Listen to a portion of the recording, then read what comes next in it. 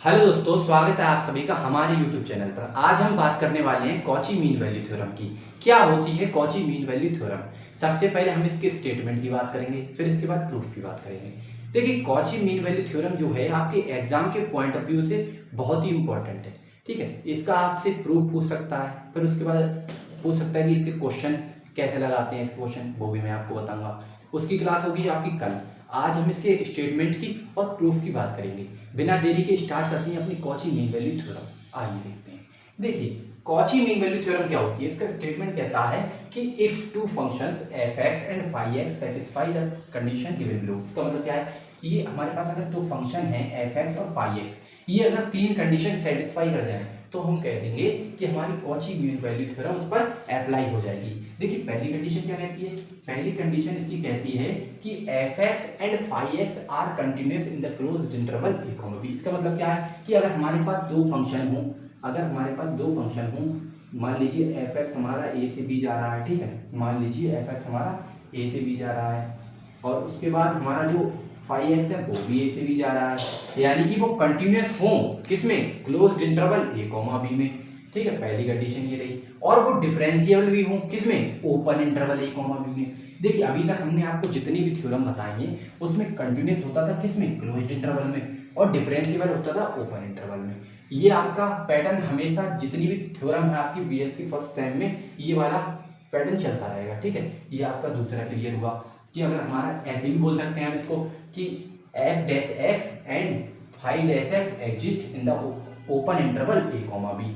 या आप ये बोलना चाहे तो ये बोल सकते हैं कि f(x) और φ(x) डिफरेंशिएबल, समझ रहे हैं आप? f(x) and φ(x) are differentiable in open interval a, b। ऐसे भी लिख सकते हैं। बात एक ही है दोनों का। यहाँ पर डैश लगा दिया है और पहले क्या करते थे? यहाँ पर डिफरेंशिएबल लिख देते थे। बात एक ही है, आप जैसे लिखना चाहें वैसे लिख लीजिए। और तीसरी कंडीशन इसकी क्या कहती है? इसकी तीसरी कंडीशन कहती है कि अगर हमारा φ(x), कौन सा? जो हमने दूसरा माना है फंक्शन अपना, जो दूसरा फंक्शन है उसका डैश यानी कि डिफरेंशिएशन जीरो के बराबर नहीं होना चाहिए, जीरो के बराबर नहीं होना चाहिए फॉर एनी पॉइंट, किसी पॉइंट के लिए। कौन से पॉइंट की बात हो रही है? इन पॉइंट्स की, मतलब a, b के अंदर जो पॉइंट्स आएंगे उन पॉइंट्स के लिए φ(x) हमारा जीरो के बराबर नहीं होना चाहिए। देन देयर एग्जिस्ट, देन उसके बाद एग्जिस्ट करेगा हमारा एट लीस्ट वन पॉइंट। तब हमारा एक वन पॉइंट एग्जिस्ट करेगा फॉर विच, जिसके लिए हम कह सकते हैं कि f(b) हमारा f(b) minus f(a) upon φb minus का φa बराबर होगा f'(c) अपॉन φ'(c)। मतलब क्या है इसका? इसको आप ट्रिक से ऐसे याद रख सकते हैं कि आप इधर f'(c) लिखें, फिर उसके बाद उधर से f(b) और माइनस f(b) माइनस f(a) कर दें। ठीक है, उसके बाद φ'(c) लिखें अपना, और उसके बाद आप φb माइनस का φa लिख दें। इसका ये ट्रिक है। इधर आप डैश लगा के c लिख दें और इधर b माइनस a कर दें फंक्शन में, और इधर f'(c) लिख के φ'(c) लिख के φb माइनस φa कर सकते हैं आप। ये आपका ट्रिक है, ये आपको याद रखनी है। और इसके प्रूफ को हम देखेंगे। इतना आप नोट करिए, इसके बाद हम इसके प्रूफ को देखते हैं। अभी मैंने आपको कॉची मीन वैल्यू थ्योरम के स्टेटमेंट के बारे में बताया था। अब हम बात करेंगे इसके प्रूफ के बारे में। इसका प्रूफ क्या कहता है, आइए देखते हैं किस प्रकार इसके प्रूफ को हम करेंगे। देखते हैं।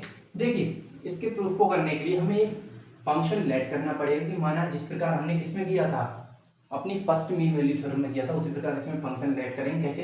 कि इधर कैपिटल f(x) ले लेंगे, इधर स्मॉल f(x) ले लेंगे, फिर कोई कांस्टेंट नंबर के साथ इनटू में φ(x) कर देंगे, या आप gx भी कर सकते हैं, मैंने आपको बताया था। Let us define a function, हम एक फंक्शन को डिफाइन करेंगे। किस प्रकार? इस प्रकार करेंगे कि f(x) जो है हमारा वो f(x) plus a into φ(x) के बराबर है, जहां पर a हमारा कांस्टेंट नंबर होगा। ये देखिए मैंने लिख भी दिया है, कांस्टेंट नंबर होगा।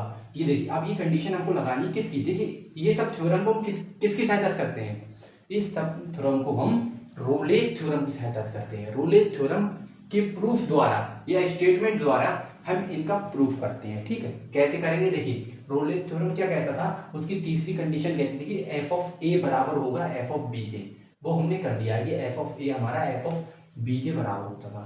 सही बात है, यहाँ पर कैपिटल बना लेना आप, कैपिटल f(a) बराबर f(b), जो जिसको हम समीकरण 2 मान लेंगे। ठीक है, और समीकरण 1 किसको मानेंगे? जो हमने फंक्शन कंसीडर किया है, माना है। ठीक है, उसको देखिए, हमें पता है कि now the function f(x) is the sum of two continuous and differentiable function. ये वाला जो फंक्शन है हमारा, ये वाला जो फंक्शन है ये सम है किसका, दो कंटिन्यूअस और डिफरेंशिएबल फंक्शन का। ये कंटिन्यूअस होगा, डिफरेंशिएबल होगा, ये भी कंटिन्यूअस होगा, डिफरेंशिएबल होगा। और यहाँ पर हमने माना है अपना कैपिटल एफ एक्स, ठीक है, यहाँ पर भी कैपिटल एफ एक्स।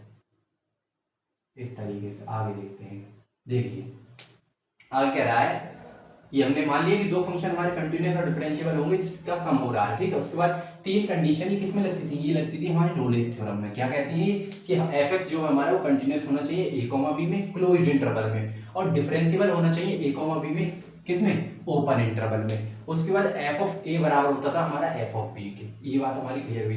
तो हम कह सकते हैं then by Rolle's theorem there must exist a real number, तब एक रियल नंबर सी एग्जिस्ट करेगा किससे, ए कॉमा बी इंटरवल से, सच दैट इस प्रकार हमारा एफ डैश सी 0 हो जाएगा। ये रोलेस थ्योरम कहती थी। अब क्या करेंगे, अब हम अपना उठाएंगे क्वेश्चन 1 जो हमने माना था। क्या माना था, ये वाला जो फंक्शन है एफ ऑफ एक्स बराबर f of x plus a into five x, इसमें हम इसका डैश करेंगे यानी कि डिफरेंशिएशन करेंगे। एफ एक्स का differentiation f dash x, f x का differentiation f dash x plus a हमारा कांस्टेंट है वो ऐसे ही रखेगा, और फाइव एक्स का फाइव डैश एक्स हो जाएगा। अब देखिए किसी सी पॉइंट पर बात कर रहे हैं हम, सी पॉइंट कौन सा है, ये सी पॉइंट पर बात कर रहे हैं, तो पूरे फंक्शन में हम एक्स की जगह पे सी रख देंगे। ये वाला हमारा फंक्शन तैयार हो गया, ठीक है। इसके बाद देखते हैं सी का फंक्शन तैयार हुआ है, क्योंकि हमें एफ डैश सी बराबर 0 करना है। अब अपनी इक्वेशन 3 से हम इसको 0 के बराबर कर देंगे, क्योंकि एफ डैश सी हमारे 0 के बराबर है। इस पूरे को हम 0 के बराबर कर देंगे। ये देखिए 0 के बराबर पूरा कर दिया हमने। उसके बाद ये वाला जो है इसको हम बराबर के दर ले आएंगे।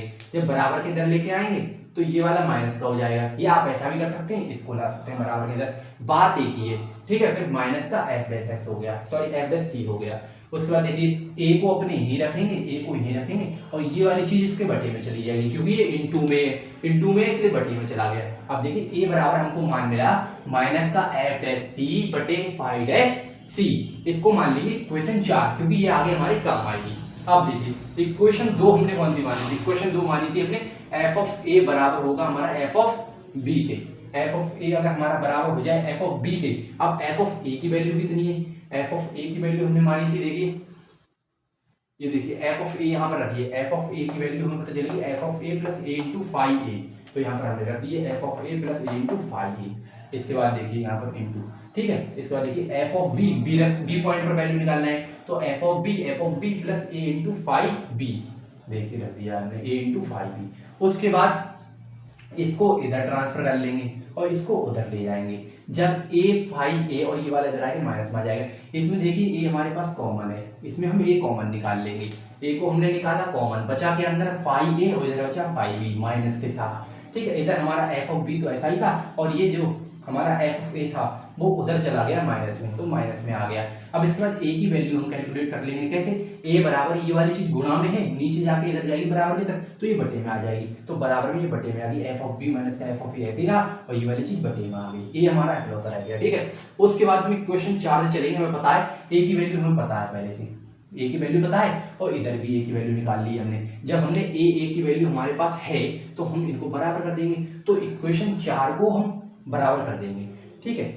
4 को और 5 को, इसको आप 5 मान लो मानना चाहो तो, ठीक है। इक्वेशन 4 बराबर 5 ऐसा कर दो आप। इक्वेशन 4 और 5 को हमने बराबर कर दिया, तो माइनस का एफ डैश सी अपन फाइव डैश सी आ गया, यहाँ पर ये लिख लिया हमने, ठीक है। उसके बाद ये बराबर है किसके, इसके f of b minus f of a अपन फाइव ए माइनस का फाइव बी। अब देखिए हमें पता है ये वाली चीज हमारी माइनस में है, ये वाले माइनस को हम उधर रख देंगे, माइनस को हमने इधर ट्रांसफर कर दिया। तो आप चाहे तो यहाँ पर कर सकते हैं, ऊपर वाली चीज से हम बना लो चाहे नीचे वाली चीज से बना लो, बात एक ही है। तो f of b minus f of a हमको बनाना है, तो नीचे हम माइनस रखेंगे। अब देखिए माइनस का अंदर माइनस जाएगा, हम इधर से माइनस उठाया हमने, ये माइनस इधर पहुंचा दिया, बराबर के इधर कर सकते हैं हम। इसके बाद देखिए एफ ऑफ ए माइनस का एफ ऑफ बी, माइनस जो है हमारा, ये माइनस जो है हमारा, ये इसमें मल्टीप्लाई कर देंगे हम, फाइव ए माइनस का हो जाएगा, और ये माइनस माइनस प्लस का 5 हो जाएगा, तो प्लस का 5 भी हो गया और माइनस के साथ 5 ए हो गया। इतना रहा आपका प्रूफ, और यही आपके एग्जाम के पॉइंट ऑफ व्यू से बहुत ही इंपॉर्टेंट है। ये आपके एग्जाम में 15 नंबर में क्वेश्चन आता है, अगर इसके साथ एक न्यूमेरिकल देते हैं तो पूरा 25 नंबर का हो जाता है।